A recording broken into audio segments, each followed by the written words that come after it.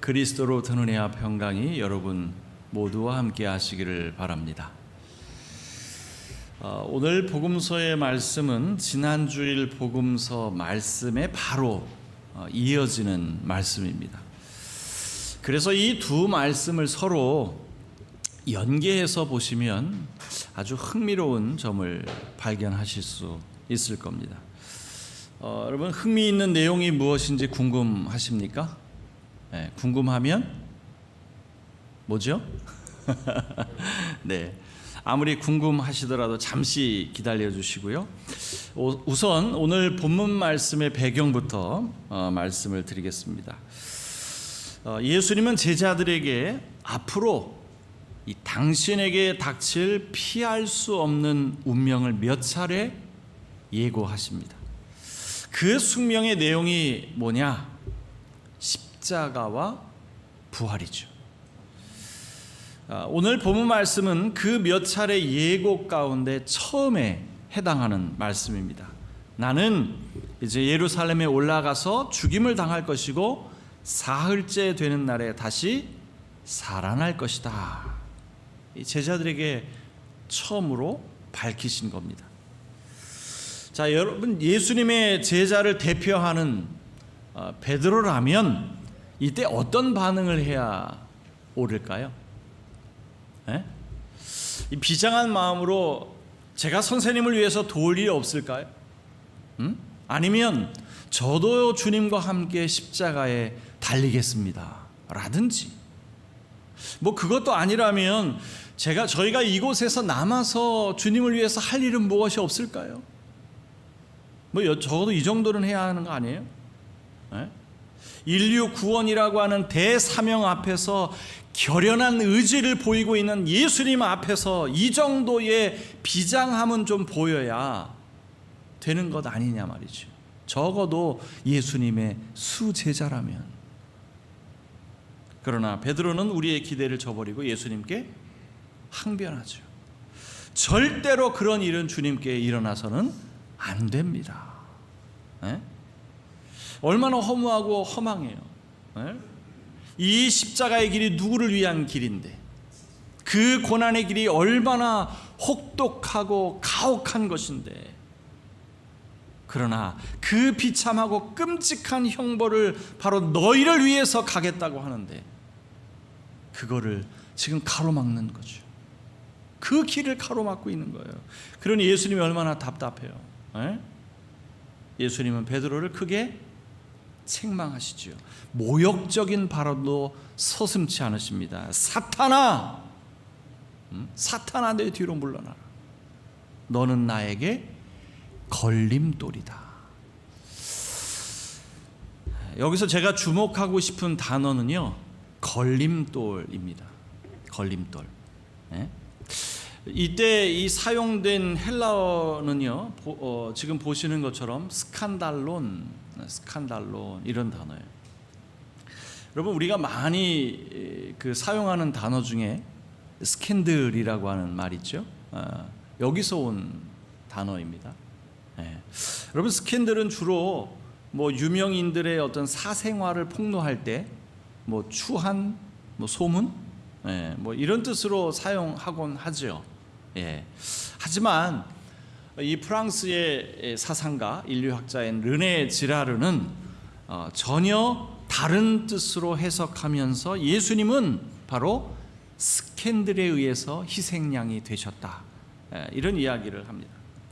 그러니까 이 르네 지라르가 말하는 스캔들이라고 하는 것은요, 인간의 욕망에서 출발한다는 거예요. 인간의 욕망. 그러면서 이 책에서 이 세르반테스의 이 돈키호테를 예를 들어가며 설명을 합니다. 여러분 돈키호테는 아마디스라고 하는 전설의 기자를 동경합니다.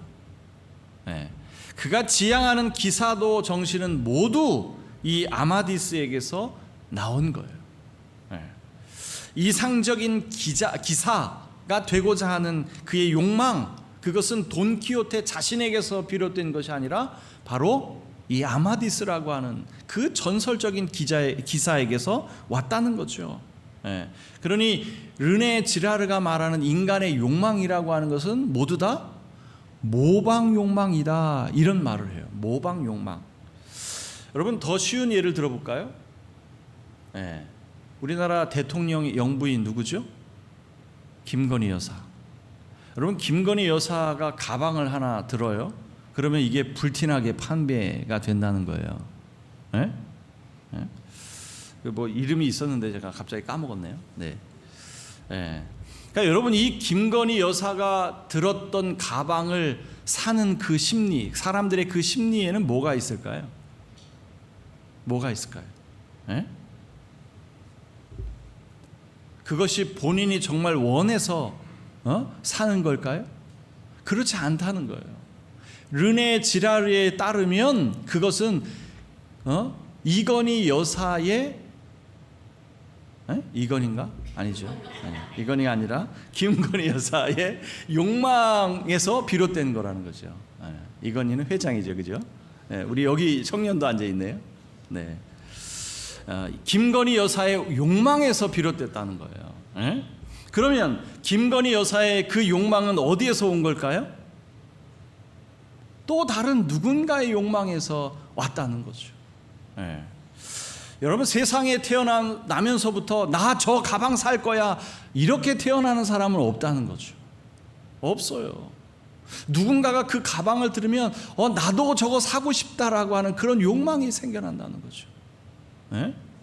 그러면 나도 저 가방을 들면 나도 혹시 영부인이 될 수 있는 것 아닌가? 뭐 이런 거죠. 그래서 모두 다 모방 욕망이라고 하는 말을 쓰는 겁니다. 자, 그런데 이런 모방 욕망이요, 돈키호테처럼 허구인 경우에는 상관이 없어요. 허구라면 상관이 없어요. 나와 가까이 있는 사람이 아니라면 전혀 문제될 것이 없다고요. 여러분, 김연아가 입었던 옷을 내가 사 입어요.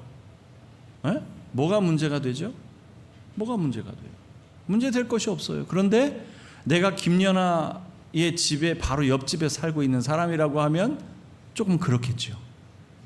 그죠? 마찬가지로 여러분, 나와 함께 한 공간에 살아가고 있는, 내가 살아가는 그 공간에 있는 사람의 모방 욕망이라고 하면 문제가 된다는 거예요. 예를 들어서 같은 반, 같은 학교, 같은 반 친구라고 하면 어떻겠어요? 문제가 되죠. 여러분, 이때 발생하는 것이 뭐죠? 이때 발생하는 게 뭐예요? 경쟁이에요. 경쟁입니다. 친구가 1등을 해요. 나도 1등을 하고 싶은 욕망이 생기는 거죠. 1등이라고 하는 하나밖에 없는 그 자리를 위해서 여러 사람들이 치열하게 경쟁하는 겁니다. 자, 그래서 이런 대결 구도가 사회 전반에 걸쳐서 거대하게 형성하게 되면 그것이 바로 르네 지라르가 말하는 스캔들이라는 겁니다. 그러니까 지금 르네 지라르는 전혀 다른 의미의 스캔들을 우리에게 말하고 있어요. 그리고 사회 전체가 이런 확산된 스캔들로 인해서 결국 그 사회는 파국으로 치닫게 된다. 파국으로 치닫게 된다. 벼랑 끝으로 몰린 사회는 그 위기를 모면하기 위해서 필요로 하는 게 뭐다? 바로 희생양이라는 겁니다. 그래서 희생양 메커니즘이 나오는 거죠. 예수님께서 희생당하신 것은 바로 이러한 희생양 메커니즘, 다른 말로 하면 이 스캔들에 따라서 희생당하시게 되었다라는 거죠. 저는 여기서 엄청난 역설을 발견합니다. 여러분, 오늘 예수님은 베드로에게 너는 나의 스캔들이다, 너는 나의 걸림돌이다, 이런 말씀하셨잖아요. 그렇게 호통치시면서 야단을 치셨다고요.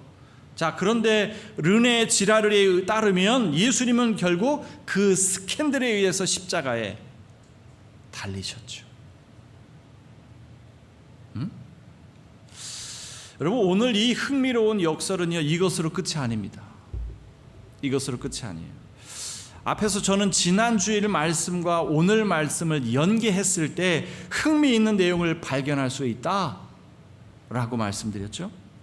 여러분 지난 주일 말씀 기억하시겠습니다만 예수님은 베드로에게 극찬하셨습니다. 너는 복이 있다. 너는 복이 있다. 너는 베드로다. 그 반석 위에 내 교회를 세우겠다. 이렇게 극찬하셨죠. 예? 여러분 베드로의 본명이 뭐죠? 퀴즈. 베드로의 본명이 뭐예요? 예? 시몬 베드로. 시몬 베드로잖아요. 17절에 나오잖아요. 시몬 바요나야, 요나의 아들 시몬아, 이런 말이거든요. 예? 요나의 아들 시몬아, 이게 베드로의 본명이에요. 본명. 자, 그런데 베드로는 어디서 왔어요? 그 시몬에게 지금 예수님이 너는 이제 앞으로 베드로야, 다른 말로 하면 너는 이제 반석이야, 이거죠. 반석이야. 페트로스라고 하는 말은 반석이란 뜻이에요. 반석. 오늘 본문에는 페트라 이렇게 되어 있습니다만 너는 이제부터 반석이야. 그 반석 위에 내가 나의 교회를 세울 거야. 이렇게 말씀하신 거거든.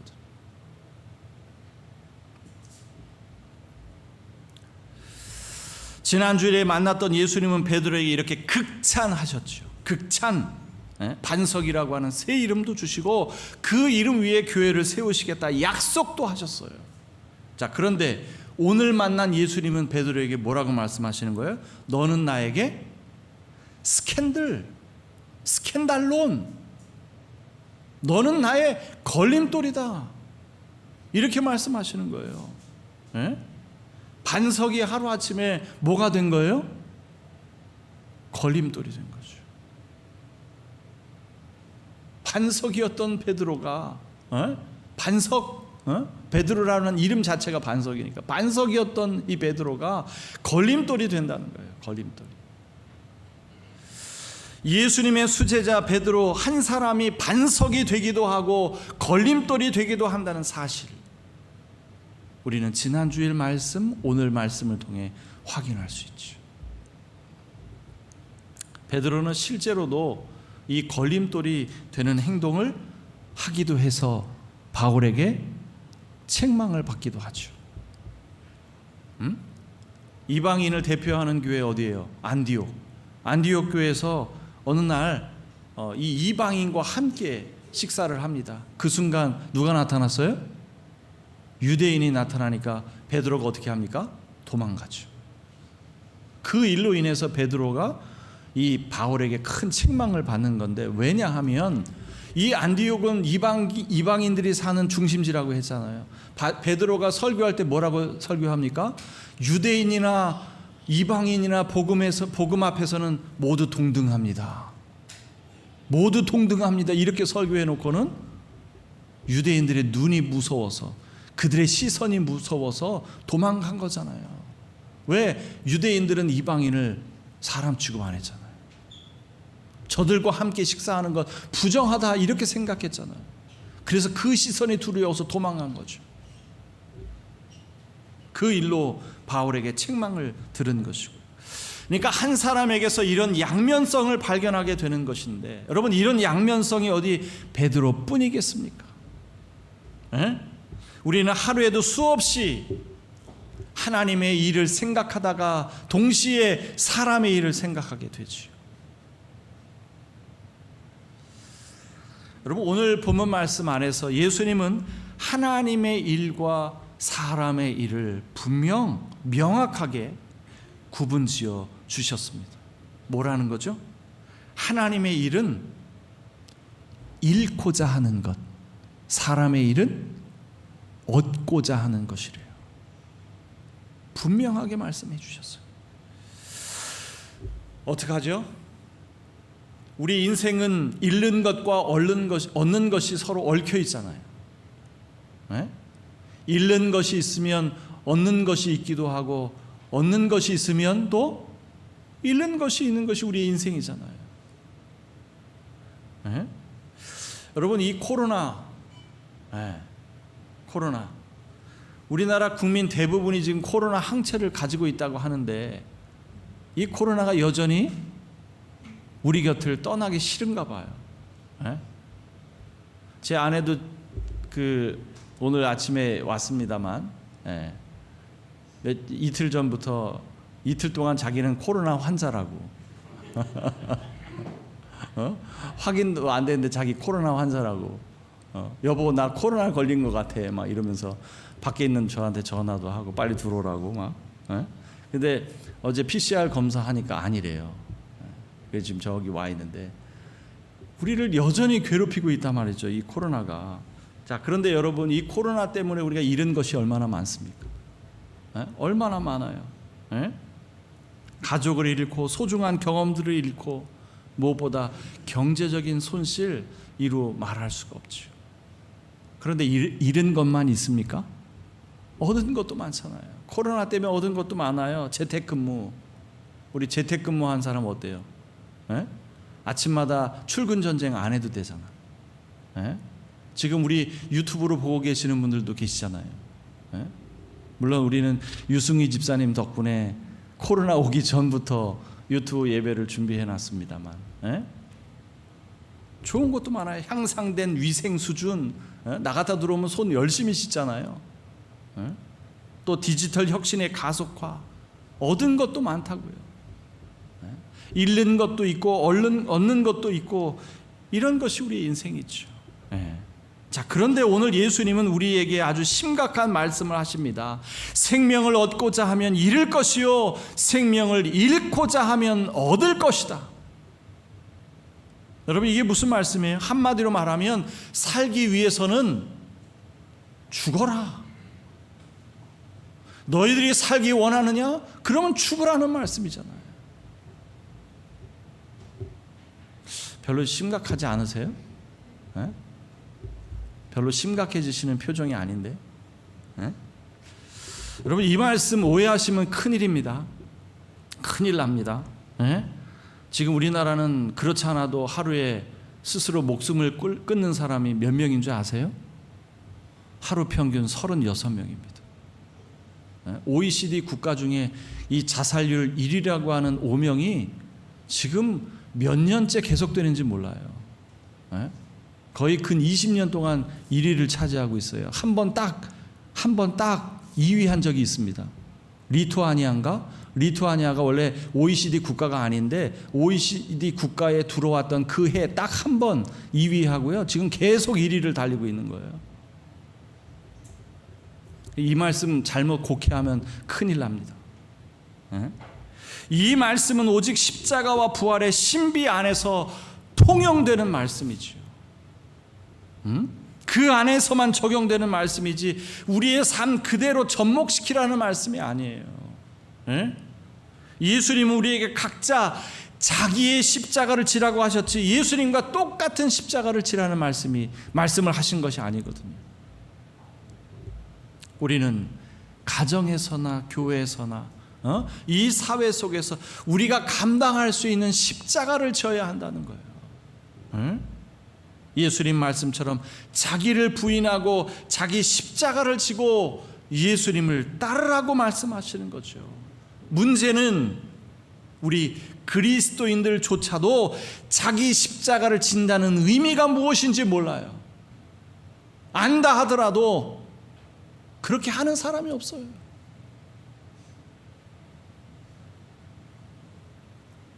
생명을 얻는 일인데, 생명을 얻는 일인데 이것이 쉬운 일이겠습니까? 생명의 하나님이신 주님을 온전히 신뢰하면서 내 삶을 완전히 맡기라는 의미잖아요. 생명의 하나님께 나의 모든 것을 맡기라는 의미인데 이것이 그 뜻대로 잘 됩니까? 안 되잖아요. 남들은 이 삶의 길을 자기가 스스로 운전하면서 살아갑니다. 자신 스스로가 운전하면서 이것도 싫고 저것도 싫고 자신의 자동차 안에 뭐 가득가득 채우며 가는 거죠.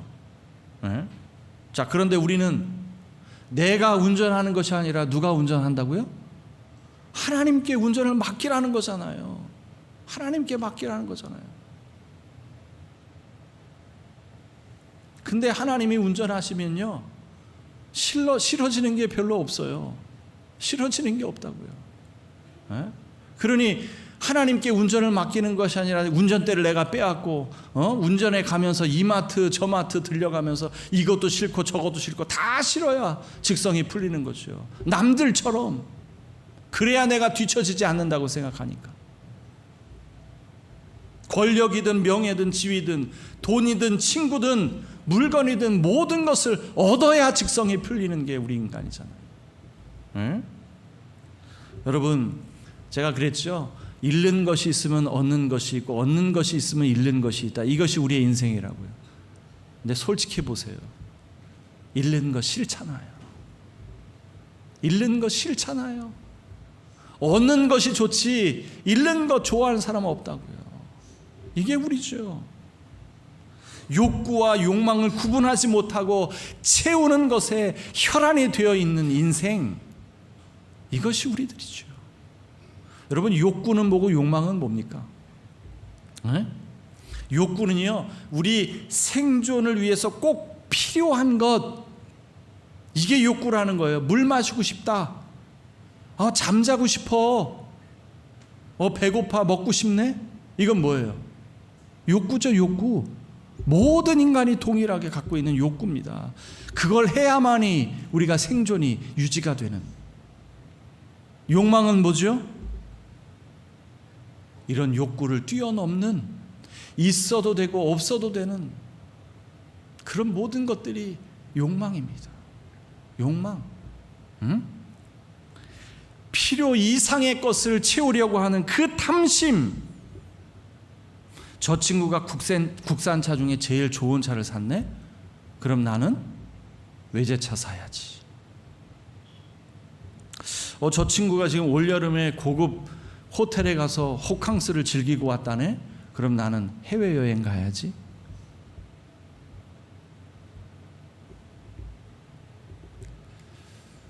인간은요, 타자의 욕망을 욕망한다. 에? 프랑스 철학자가 하는 말입니다. 타자의 욕망을 욕망한다. 이런 욕망을 채우며 살아가는 것이 멋지게 살아가는 비결이라고 착각하며 살아가는 인생, 이런 삶은 십자가를 짊어지고 살아가는 삶이 아니라 십자가를 등지고 살아가는 사람이죠. 여러분, 오해는 하지 마세요. 네? 욕망을 설명하기 위해서 제가 어쩔 수 없이 외제차, 호캉스, 이런 해외여행 이런 이야기를 했지. 여러분, 저도 다음에 차 살 때 벤츠 살 겁니다. 왜? 제 친구가 이제 BMW, 그 BMW 타고 다니거든요. 안 믿어지시죠? 네. 이런 거 하지 말라는 뜻이 아니에요. 네. 이런 욕망을 채우는 것이 나의 삶의 의미라고 착각하며 사는 것, 그것이 문제라는 이야기죠. 정작 우리가 얻고자 하는 것은 얻으려 하지 않고 얻지 않아도 되는 것을 얻으려고 애쓰는 삶, 이런 삶이야말로 점점 더 파국으로 치닫는 삶이라는 거죠. 우리는 무엇인가 소중하고 중요한 것을 얻고자 한다면 반드시 잃어야 하는 것이 있습니다. 잃어야만 얻을 수 있는 것, 뭐죠? 사랑이 그렇고요, 평화가 그렇고요, 무엇보다 우리의 생명이 그렇습니다. 하나님의 고유한 그 생명에 동참하기 위해서는 우리는 많은 것을 잃어야 합니다. 그래야 얻을 수 있어요.